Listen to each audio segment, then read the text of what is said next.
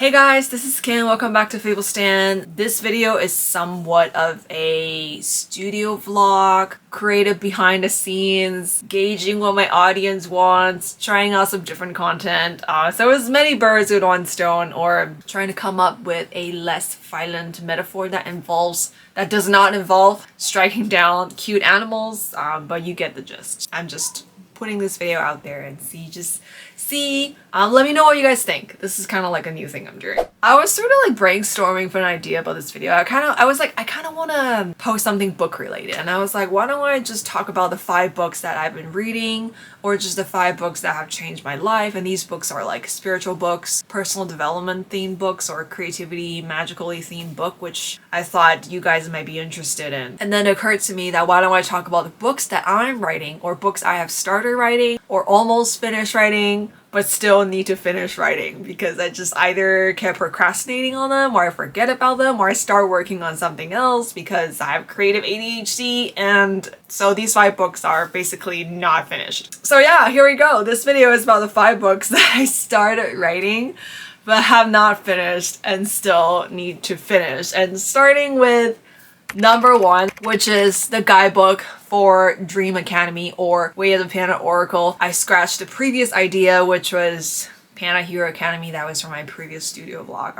I was gonna create a deck about this league of superhero pandas, and each panda, each character, each card has like special powers and special messages and special attributes, and you can kind of like put them together and assemble your dream team or whatever when you are trying to like manifest things. So the idea sort of evolved. It evolved into the Dream Academy, and it still has a lot of the themes from the Superhero Panda Academy, which is about these larger than life pandas with unique personalities and unique attributes and special magical powers, and each of them has like a special thing for you to help you on your journey or whatever. But it has evolved into Dream Academy. So it's basically like a magical academy. It's hard to convey through just the cards. So basically that's where the guidebook comes in. That's why I'm writing this gorgeous, magical, whimsical, amazing guidebook. I have everything planned out, and it's basically what I'm working on right now. And it's basically like this immersive experience where it's kind of like a storybook that doubles as a guidebook for all the cards in the Oracle deck, for the Way of the Panda Oracle deck. And basically you're going through the entire magical school year, and you're going to go through all the cards. You're going to hit all the characters that I've created and all the pandas and all the magical lessons about pursuing a dream and making your dreams come true. And I know that sounds highly figurative. It sounds like a really vague metaphor. What does it mean to make your dreams come true? So I am going to define that in the book. It's sort of like, it's a mixture of having a vision and a creative vision for yourself, having something that you want to manifest, that you kind of want to do it through the, the woo-woo laws of attraction, manifest something through your energy and stuff. But it's that coupled with practical action, everything that I have learned from hustle culture. It's kind of like a Goldilocks story. It's like I tried a manifestation thing, but it kind of lacked a little substance. It really, like, it helped me get my mindset straight, and it helped me adjust my emotions and whatever. But that wasn't enough. And then I tried hustle culture. It was too intense, too masculine, too productivity driven, too materialistic sometimes. And I burned out constantly. So it was that I took all the good bits that I learned, combined it with all the manifestation stuff, then added a lot of my imagination and my love for cozy core and my love for whimsical imagination inner child work. Basically, it's just like everything that I've ever learned about making things happen, becoming, your dream self, becoming the better version of yourself, slaying goals, getting things done, all of that. But it's through like this magical school, like in this ultra-dimensional space, and the headmistress is the fairy god Panda. And then you basically go through this story, this immersive story of the school year, and every single chapter is like an event, an adventure, and a chance to get to know all the cards. So that's the book I'm writing. That's the guidebook for Dream Academy, and that is the guidebook for Way of the Panda Oracle. And I'm really, really excited because it allows me to tap into like these creative fictional elements. I get to really create the school and really create an environment and really make the characters come to life. So it really allows me to shine as a storyteller, and also just allows me to share my love of storytelling and creating characters and also just my creativity and my imagination with you, and also just literally everything I ever learned about manifesting, dreaming, getting things done, productivity, hustle culture, everything. And it's gonna be in this book, and it's the book I'm working on right now. And honestly, I've been trying to write this book for 2 years, and this book is kind of like I'm dreaming this book into being, but at the same time it's dreaming me into being, because I know in order for me to write this book about to help people pursue their dreams and become their dream self through the storytelling, creative, whimsical, like Panda perspective, I need to have lived out that tale. I need to have accumulated all the EXPs I needed to write this book at all. So I sort of like, I think I've gotten to a point where I'm almost there, and I kind of feel like I'm honored to be writing this book and bringing this book to life, and I'm just so excited. And this is probably, because I'm pretty fast when I'm creating things and going to production, this is like one of the longest projects that I have. 2.5 years and bordering 3 years is long. I know in a grand scheme of things, compared to a lot of artists, this isn't that long, but it's pretty long for me because I work really fast. So that is the book I'm literally working on right now. Like, as you're watching this video, I'm working on that book. So that's the book that's going to get finished in the next couple of months because it's on the timeline. I hope to publish this deck and crowdfund it on Kickstarter in summer, hopefully right around Lionsgate. But at the same time, no pressure. I really want to take my time with this because this project needs a lot of time and nurture and love. So whatever it needs, it needs whatever it needs. But that's what's happening. So that's the first book. The second book that I want to write, and this one I technically haven't started, is I want to write an extended guidebook for aligned heart affirmations. And that book is just going to be less structural, less intense, less concise. I guess it's intense in a way that is very emotionally honest.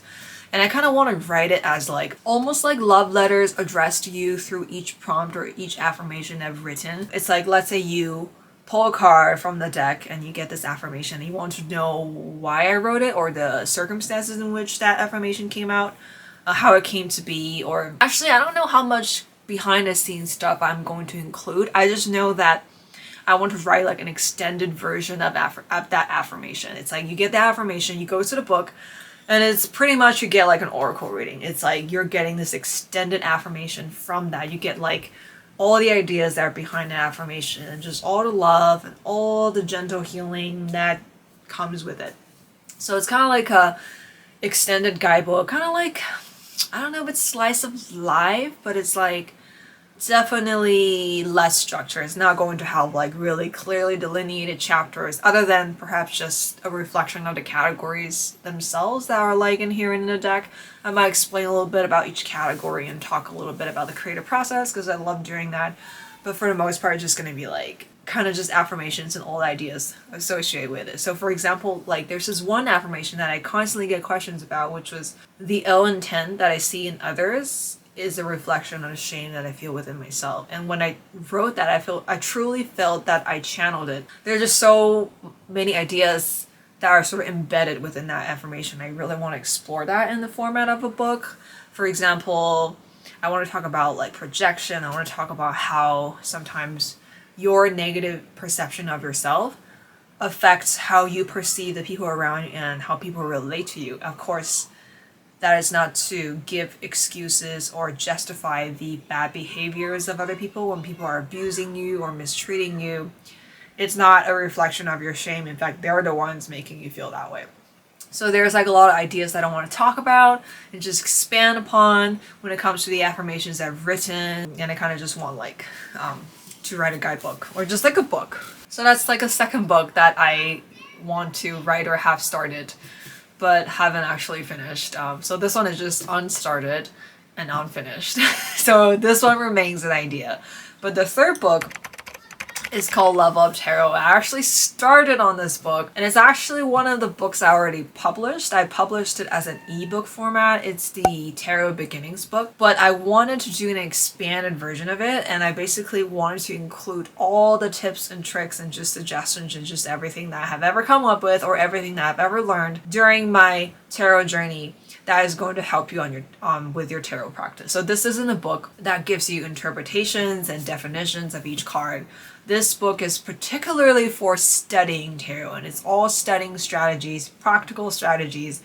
I know there's a book out there called Practical Tarot, which is kind of similar, but this one is like, it's called Level Up Tarot. So it's going to be like a lot of, like good study tips, but I think it has like a literary aspect to it. It has a lot of sort of, the stuff that's already in the Tarot Beginnings book, which is like a lot of discussions about literature and how to interpret metaphors. And it's more has to do with like just extrapolating meaning through imagination and creative storytelling. So there's like a lot of that, but it's like an expanded version. And I actually almost finished this book. I literally was gonna finish this book like maybe a year and a half ago, and I was gonna publish it on Amazon. But then I think I got so caught up with a bunch of other things, and I didn't finish it because I think I was thinking like if I finished it, I need to go through this whole promotional campaign of like putting it out there, and this was gonna take a lot of work, and plus I was stressing out about other things at a time, so I didn't finish. But actually, this book I think it's like 80% complete. I just had like 2 or 3 more chapters to write, and it's like literally done. So yeah, there's that book. And the 4th book that I have started writing and have not finished, and it's done. I think this book is actually freaking done. I was just working on a cover, and again I got caught up with other things, and I think I actually might still have maybe 2 chapters left. I have so many unfinished projects. Like, just the more I start to talk about them, the more embarrassed I am. Just I could have published those things and just let you guys know. I don't know. But yeah, this book is called A Little Book of Pet Readings, and is literally a book about doing pet communication readings. It's like how to do energy readings for your pet, but particularly using a tarot deck or oracle deck or just cartomancy to connect with your pet. And I had just like, just basically everything that I've ever known. And I think I maybe felt a little discouraged about putting this book out because I'm not really an expert in animal communication. It's just really my experiences and how I sort of figured it out myself, which is valid in and of itself, I guess. But I'm just like, I haven't done a lot of pet readings. Like, I've done quite a few. Like, I read for like a bunch of cats, and cats are fun to talk to. Dogs too. I read for a ferret. I might have read a fox, but I'm not sure. So I don't have like a large kind of pool of samples to pull from. Just like what I figure out for myself. So I should just finish the book and put it out there. It's like a cute little book. It doesn't have to be super serious. And plus I put in the disclaimer that, by the way, this is just my own sort of observations and what I figured out. So hope this helps you, but I am not an expert. So I don't know if you guys want to read that. I don't know if people are into the idea of doing pet readings. I know not everyone believes in being able to communicate with pets, but I have communicated with pets. So, done distance readings, picked up on details that were impossible for me to know other than just like I channeled it from the animal. And animals are so much fun to talk to. Like, when I'm thinking about offering readings again, like intuitive readings, to people or to animals, I'm literally just thinking like, I kind of just want to read animals. I don't really want to read people because I'm highly empathic. Sometimes I just pick up on people's trauma and a lot of their energy, and sometimes it's really hard for me to cycle through those things, and I'm already sort of burdened enough with what I'm going through right now with the actual people in my life, so I kind of don't really want to open myself up to channeling other people. And I understand I could do a lot of good with it because I think I've done a lot of good with it, I hope. Or at least I hope I entertained the people that I read for or done readings for in the past, but that was a long time ago. Like, I don't know if you ever received a reading from me, I hope it was good.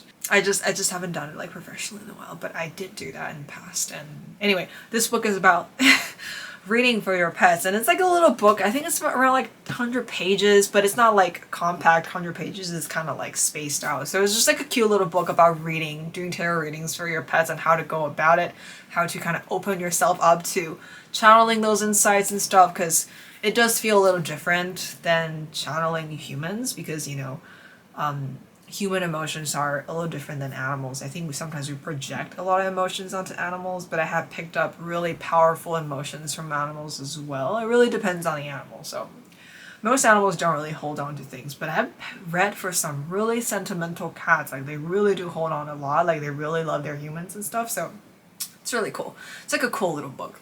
I should just finish it and publish it, honestly, like, OMG. Okay, so last but not least, this book is actually the oldest when it comes to like the actually no, it's not the oldest, it's the second oldest, but I started this book years ago.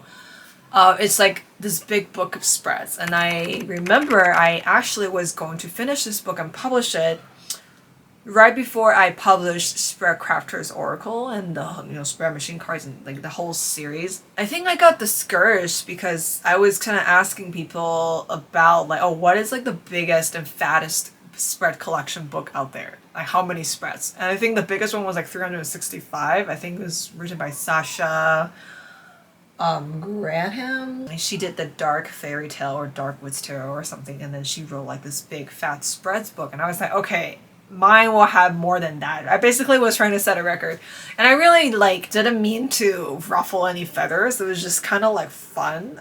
But this woman was like, by the way, this book is coming out. And then she sent that book over. It's like this preview of a book that was coming out. It was also like a gargantuan spreads book. And I don't know why, like when she sent that message over, I sort of got a lot of like negative vibes from it. It was almost like, I want to discourage you because I'm really afraid that your book will do better than mine.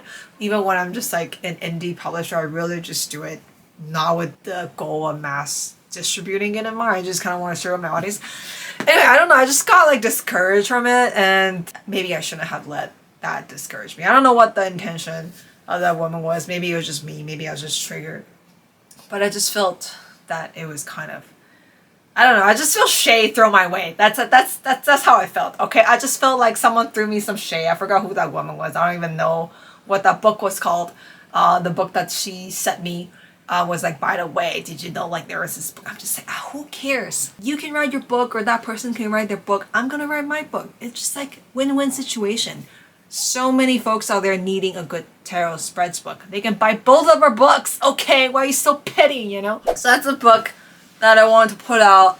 It's called Deep Dive, and it's literally a book about spreads, tarot spreads, but all the spreads are like designed to sort of dive really deep into your psyche. It's all about like deep personal self-reflection and deep exploration of the self. Like it has like things to do with money, exploring your money mindsets and your relationships, love, sex, or basically just like everything that you can ever think of about what can be possibly explored. I try to put it in there, and there's like close to 400 spreads that I already made. I actually wrote so many. I actually made so many. It's incredible now that I think of it. I actually created all those spreads. All the spread positions are done, and I just don't have the time to actually lay out the spreads themselves and put everything in the book, because laying out the book, doing the layout work is really tiring. I do enjoy it. I always think about hiring a graphic designer or like, someone to help me with it, but I actually really do enjoy the process of laying out a book, because it's kind of like creating a book out of thin air, and I really love that. I just never found the time to do it because creating a spreads book is more annoying. It's not just text, there's like images, and I have to decide on the size of the book, and then I had to just go through this huge process of also organizing all the spreads and adding some descriptions. And now also looking back, a lot of the spread positions are outdated because that was like writing that I did like 2-3 years ago, and I'm like such a different writer now and a different person. Some of my views on those spreads have changed. I need to probably go back and change it and edit. So it's just like a lot of tedious work, but maybe it's because I'm really impatient and I just don't give myself the time to actually work on things and just let things manifest and dream itself into becoming and being, and just not give it like ample time to mature and like give it the time, like energy it deserves, and nurture it. I think in the past couple of years I've just been wanting to do like fast, go, produce, create, produce, publish, create, produce, publish. I just want to like, kind of just fell into a pattern of doing that. So now I really just want to learn to take my time. I think it's really because I have been really impatient, so I didn't have the patience to finish, which is kind of bad, because it's kind of like I'm having a relationship with the things I'm creating, and I'm like the toxic one because I'm just like, I don't want to work on you anymore because you're slow. I kind of feel like no wonder the idea kind of died and faded. But that's something I want to go back to eventually and just finish it, because I do love it and I do want to give it the love and time and energy that it deserves, and not this rushy